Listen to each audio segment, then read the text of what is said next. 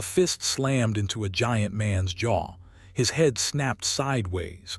Blood sprayed across the snow. 3 more blows landed before he could lift his arms. Boots drove into his ribs again and again until something inside him cracked. He went down hard. A dog howled somewhere close, frantic, snarling. Still the beating didn't stop. They wanted him to stay down. They wanted him broken. And when they finally walked away, they left him bleeding in the dark, one eye swollen shut, dragging himself toward a light in the distance. That light was the Crimson Hollow Ball.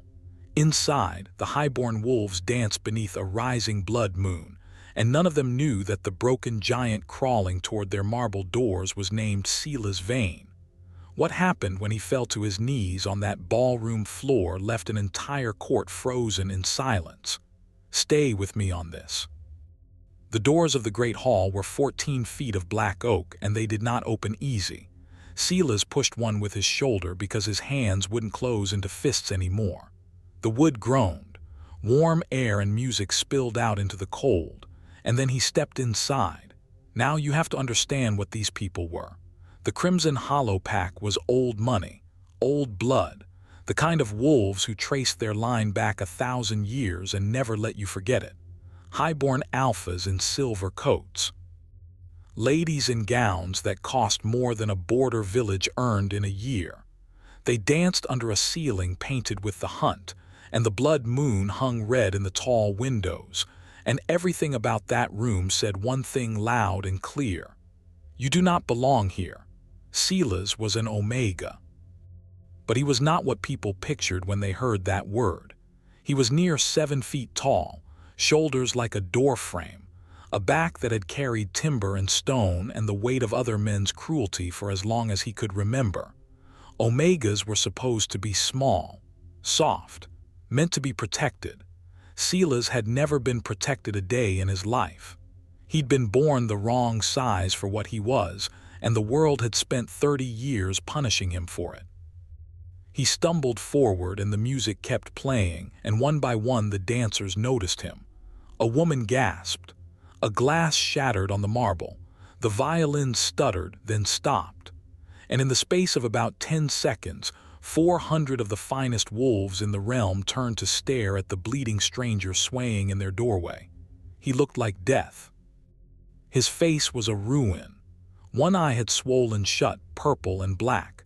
Dried blood crusted from his hairline to his jaw. His shirt hung in strips, and through the tears you could see the bruising spreading across his ribs, dark as spilled wine. Every breath he took whistled. Cracked ribs do that. He'd know. He'd had them before, and beside him, pressed hard against his leg, was the dog. Bracken was a wolfhound, gray and grizzled and nearly as beaten as his master. There was blood on his muzzle that wasn't his own. He'd bitten someone at that border, believe me. He'd made them pay for every blow. Now he stood with his hackles up and his teeth bared, daring any wolf in that glittering room to come one step closer to the man he loved. Nobody moved. Not yet. "Get it out," someone hissed. A lord in a high collar. "Get that filth off the floor." "It's bleeding on the marble," said a lady, and she said it like the marble was the tragedy. Silas heard them. Of course he heard them. He'd been hearing that music his whole life, that little song people sang about him without ever learning his name. But he hadn't come here to be welcomed. He'd come because it was the only lit building for 6 miles, and if he stopped walking he was going to die in the snow. That was the whole plan. Reach the light. Don't die. He made it maybe 20 feet into the hall. His boot caught the edge of a rug, and that was all it took. His knees hit the marble with a crack that echoed off the painted ceiling. His arms wouldn't hold him. So he knelt there, swaying, one hand flat on the cold floor, blood dripping from his chin in a slow, steady rhythm, tap, tap, tap. And Bracken curled in front of him, growling low, a wall of gray fur and old scars between his fallen master and 400 wolves who wanted him gone. That was the moment the whole night turned. Let me take you to it. At the far end of the hall stood a dais, and on that dais a throne, and on that throne sat the man they all bowed to. Alpha King Dorian Marsh. He ruled 7 packs and 100,000 wolves. He was not an old man, but he wore his years like a weight, and there was something in his face the highborn had never quite been able to name. A stillness.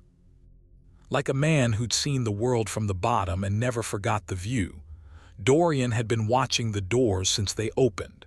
His council stood around him, already leaning in, already whispering. Lord Fenwick, the king's chancellor, a thin man with a thin smile, put his mouth close to the royal ear. "Sire, forgive the interruption. The guards will remove it. A border stray. Diseased, most likely. I'd advise against letting it near the ladies." Dorian didn't answer. "Sire." The king stood. Now when an alpha king stands, the room feels it. Conversations die, spines straighten. 400 wolves who a second ago were sneering at a beggar suddenly remembered where they were and who was watching. The hall went silent, top to bottom. Dorian stepped down off the dais. Fenwick moved after him. "Sire, please, there's no need. Let the guards." "Stay where you are," Dorian said. Quiet, but every wolf in that hall heard it. And the king of 7 packs walked the length of his own ballroom, past the frozen dancers, past the shattered glass, past the lords with their high collars and their hissed insults, straight toward the giant bleeding on his floor. Bracken saw him coming. The dog rose up, ears flat, a snarl building deep in his chest. Here was another wolf, another threat, another boot that might come down.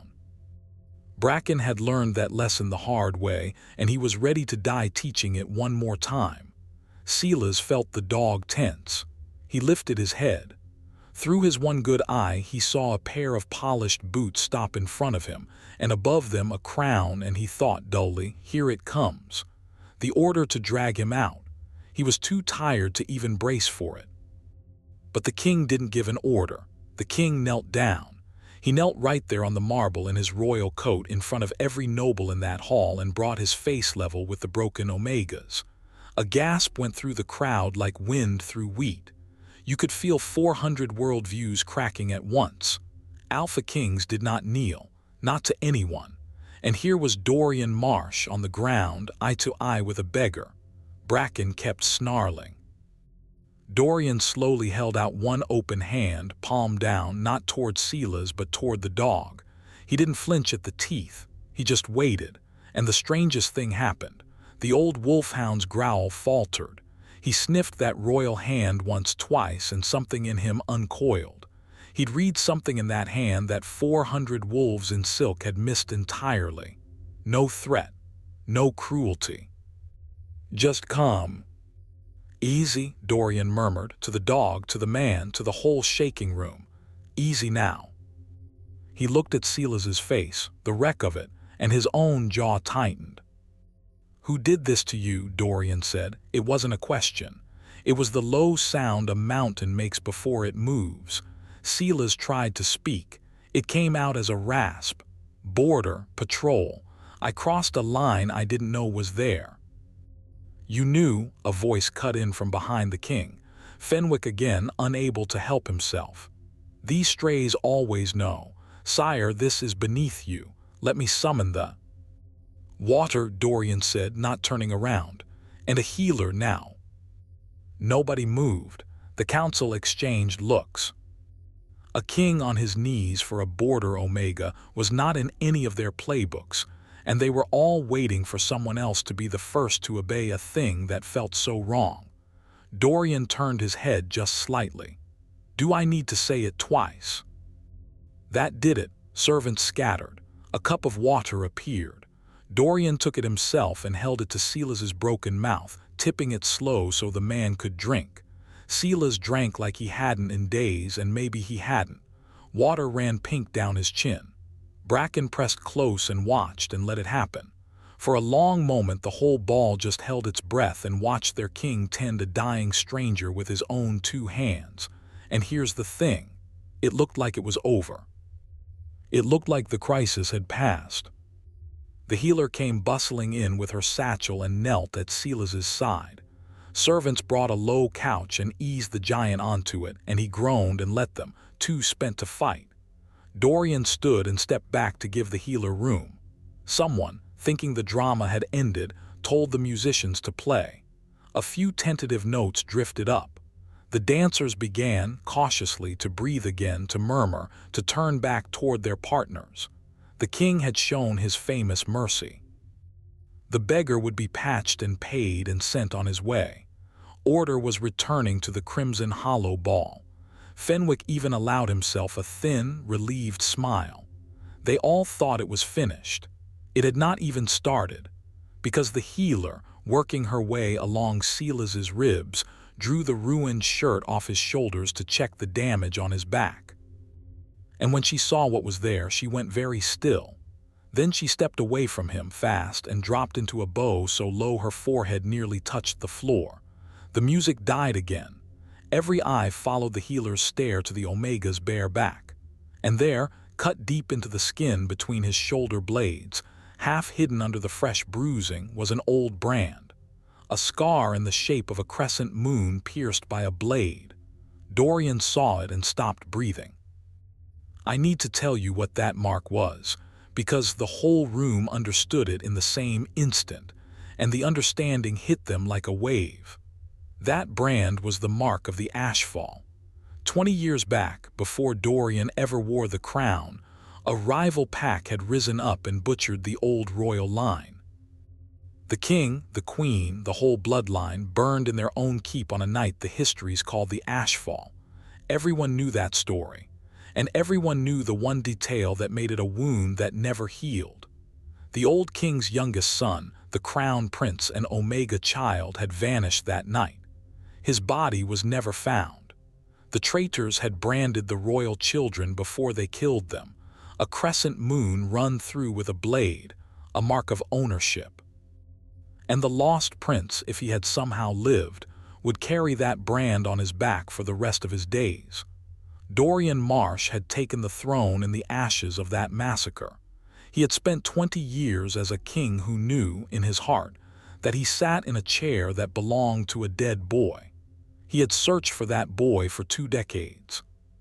Sent riders to every corner of the realm, chased 100 false trails, and slowly, year by year, given up hope that the child of the old line had survived it all. Now he was staring at the brand on the back of a broken Omega bleeding on his ballroom floor. "Turn him," Dorian said. His voice had gone strange. "Gently turn him to the light."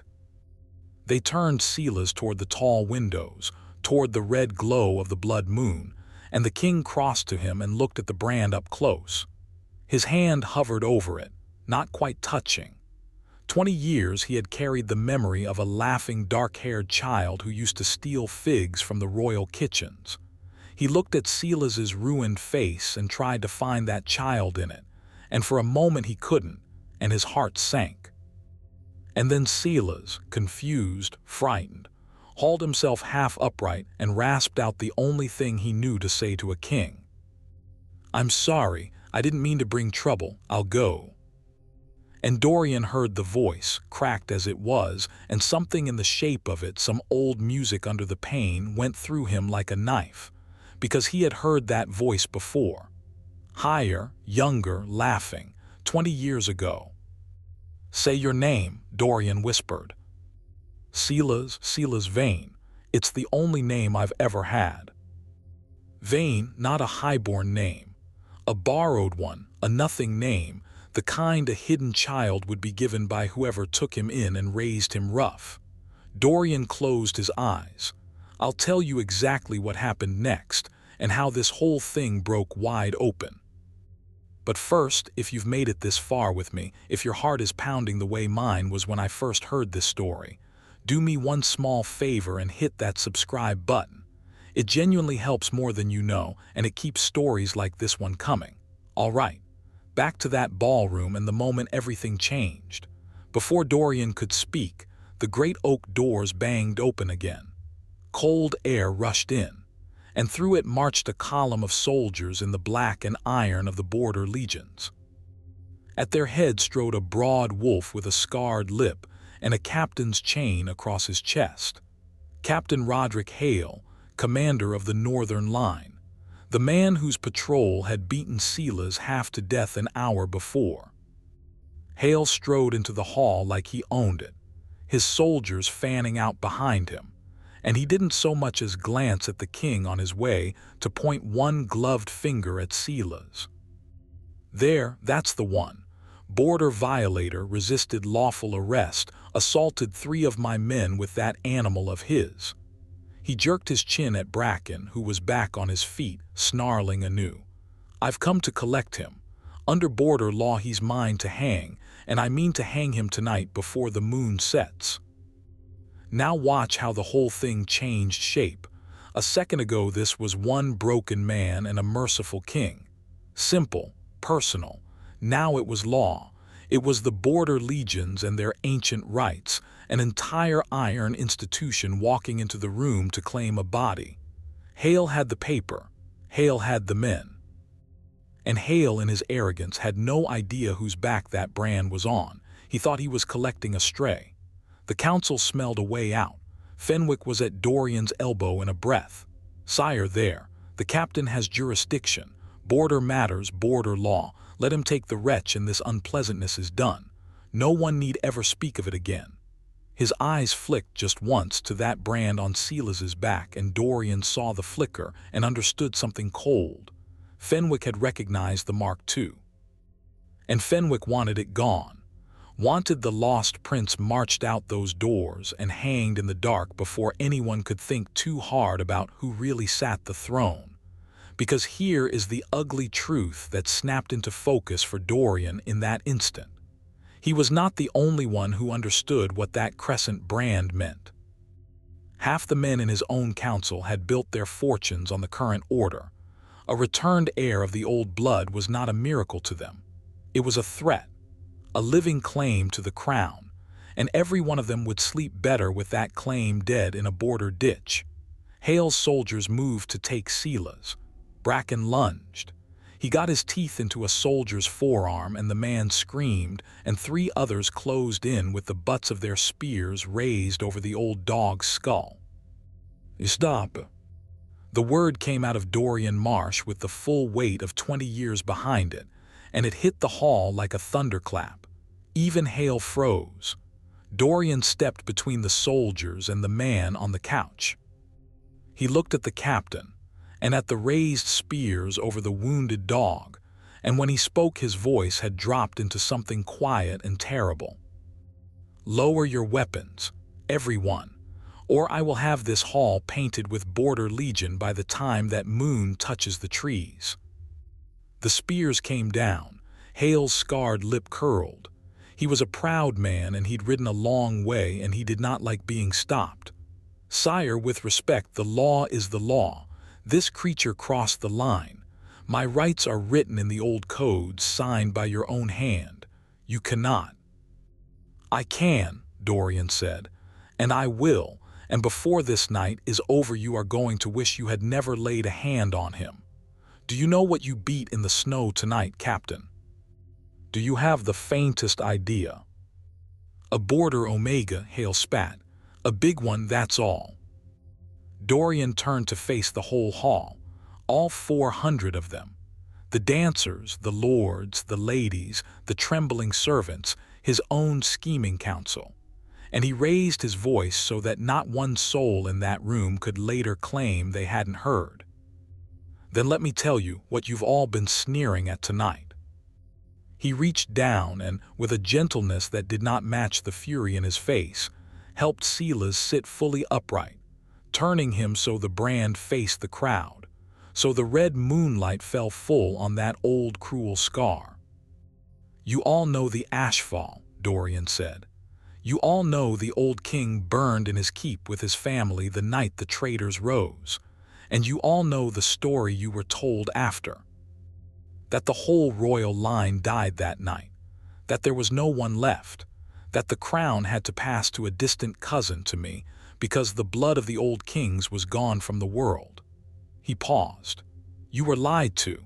There was one they never found, the old king's youngest son, An Omega prince, 7 years old, carried out a burning window by a servant who died on the road 3 days later and left the boy with strangers who couldn't read and didn't know what they'd been handed. They branded that child before the fire. This brand, he pointed, the crescent and the blade, the mark the traitors put on the royal children so the whole world would know they'd been broken. There is exactly one man alive who carries it. And he has been on his knees on my floor tonight, while you called him filth. The silence in that room was total. You could have heard a pin drop from the ceiling. His name, Dorian said, his voice finally cracking, 20 years of grief pouring through the crack, is not Silas Vane. His name is Silas Aldrich Corwin, Crown Prince of the old line, the true and rightful heir to the throne of Crimson Hollow, and I have been searching for him since I was younger than he is now. Silas stared at the king like the man had spoken in a language he'd never heard. You have the wrong, I'm nobody. I've always been nobody. Dorian went back down on one knee in front of him, on both knees this time. An alpha king, kneeling to a beggar, and this time everyone in that hall understood exactly what they were seeing. You used to steal figs, Dorian said softly, from the kitchens of the summer keep. You had a gap in your teeth and you'd laugh so hard you'd fall down. I was 14. You were 4.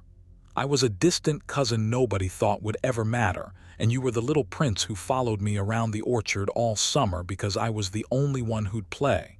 I held you the day you were born, Silas. I have looked at your face in my memory every single day for 20 years, and I would know it anywhere.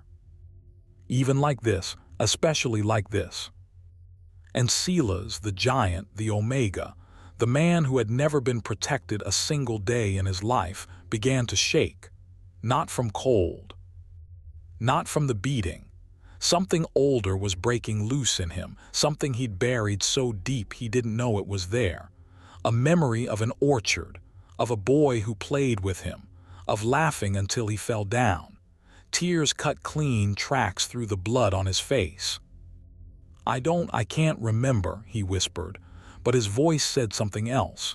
His voice said, part of me does.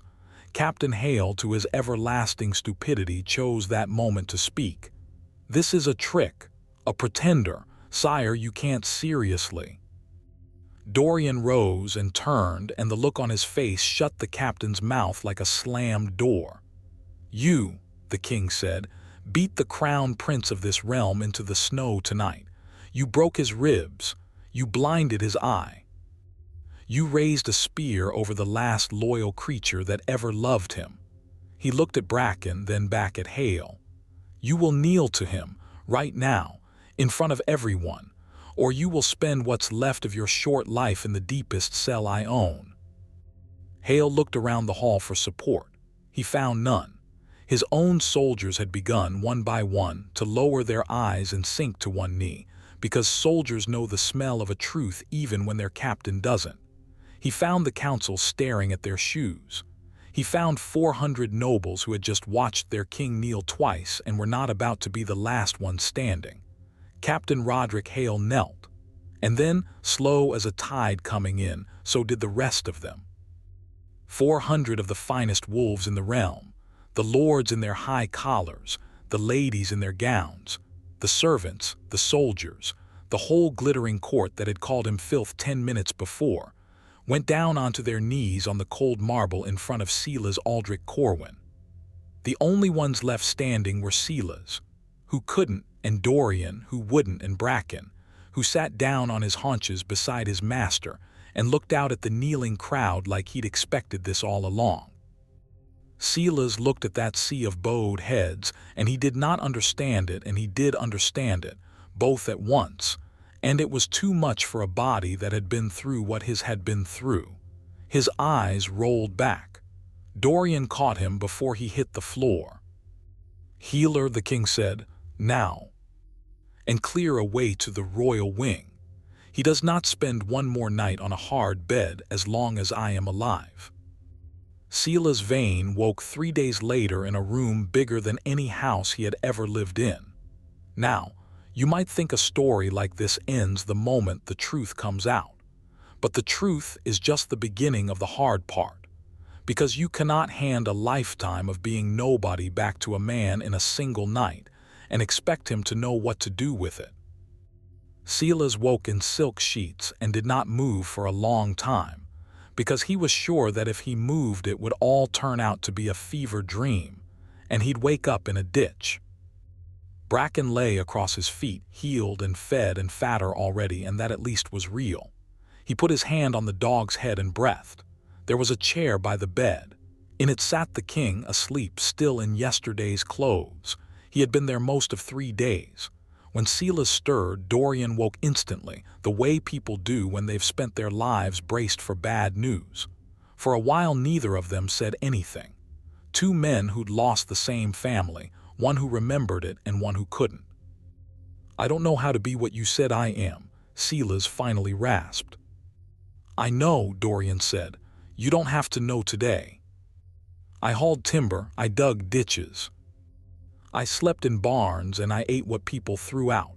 Silas looked at his own huge scarred hands. "Princes don't have hands like these." Dorian leaned forward. "Every king I ever respected had hands like those. The soft-handed ones ran this realm into the ashfall. Maybe the blood knew what it was doing, hiding you in the mud for 20 years. Maybe it made the right kind of man." Silas didn't answer, but something in his shoulders eased. They did not rush it, and I'll always love that about this story. Dorian didn't parade him, didn't crown him the next morning to score a point on his council. He let the man heal in body first. The ribs knit. The eye opened. The bruises faded from black to green to nothing. And slowly, in quiet hours, the 2 of them talked, and pieces of an orchard came back to Silas in dreams. A fig tree, an older boy laughing, a mother's voice he couldn't quite hold. He wept sometimes for a family he'd been too small to keep. Dorian sat with him through it and never once told him to stop.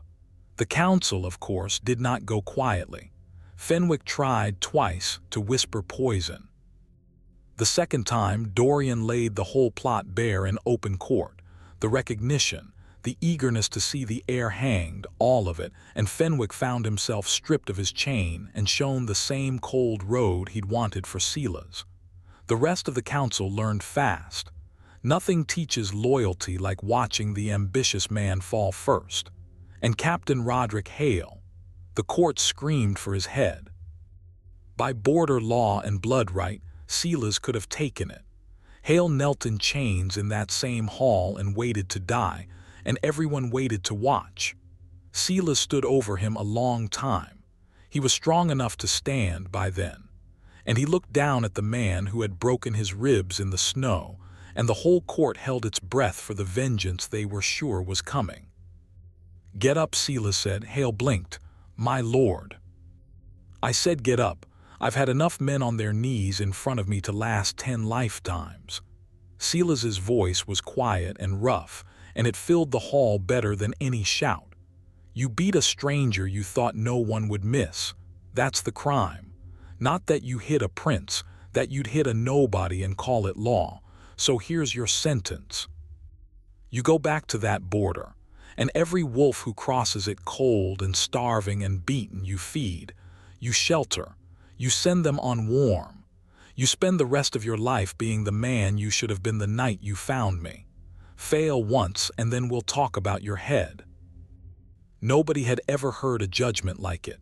Hale wept, actual tears, the hard kind from a hard man. He went back to the border, and the stories that came down out of the north in the years after were not about a butcher anymore.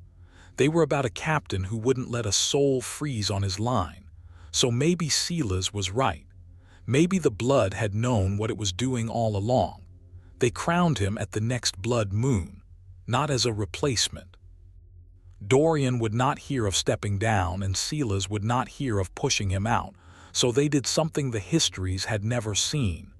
2 thrones. The king who had held the realm together for 20 years and the prince who had come back from the dead to share it. Some said it couldn't work. It worked. because neither of them wanted the chair for the chair's sake. They'd both seen the world from the bottom, one born there, one who chose to remember it, and a realm run by two men like that is a rare and lucky thing. On the night of the crowning, the great hall was full again. The same lords, the same ladies, the same marble where a beaten giant had once dripped blood, tap, tap, tap. Silas walked the length of that hall on his own 2 feet, tall and heeled, in a coat that finally fit, and Bracken padded beside him, gray and proud. And this time, when 400 wolves went to their knees, it was not from fear or spectacle. It was because they'd learned something, that you never know whose scars you're sneering at, that the man crawling toward your light might be worth more than every soul in the room combined. At the top of the hall, Dorian waited with the crown. He set it on Silas's head with hands that shook, and then, king to king, he pulled the younger man into an embrace and held him the way he'd held him the day he was born, and the way he'd wished he could every day of the 20 years between. "Welcome home," he said. "It took you long enough." And Silas Aldrich Corwin, who had been too bruised to stand, who had collapsed on this very floor while a court called him filth, laughed so hard he almost fell down, just like an orchard a lifetime ago. Somewhere under the blood moon, the boy who used to steal figs had finally made it home.